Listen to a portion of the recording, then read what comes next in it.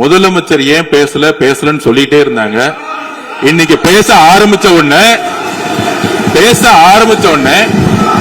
அவர் சொன்ன வார்த்தை party fund சொன்னார். எந்த பார்ட்டின்னு சொல்ல. ஆனா அந்த வார்த்தைகள் சொல்லி முடிஞ்ச உடனே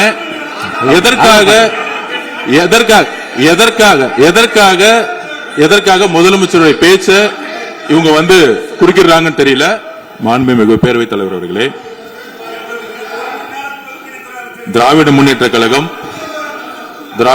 கழகம் முதல் நாளில் இந்த சபையுடைய மரபையும் பாரம்பரியத்தை பற்றியும் நமக்கு வகுப்பெடுத்தார்கள். அந்த மரபுப்படி எங்களுடைய தலைவருடைய வழியில் இந்த சட்டசபையுடைய நிகழ்வுகளில் நாங்கள் கலந்து கொண்டிருக்கிறோம். நேற்று எதிர்க்கட்சி தலைவர் பேசும்பொழுது எவ்வளவோ வார்த்தைகள் உண்மைக்கு புறம்பாக சட்டத்திற்கு எதிராக சட்டத்திற்காக பேசும்பொழுது நாங்கள் அமைதியாக இருந்தோம். ஒரு 2-3 முறைதான் அவரு பேசும்போது மினிஸ்டர்கள் நின்னாங்க. ஆனா இன்னைக்கு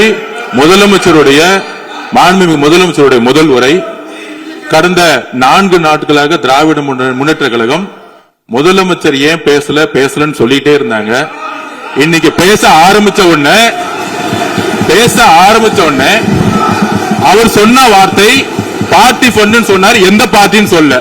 ஆனா அந்த வார்த்தைகள் சொல்லி முடிஞ்ச உடனே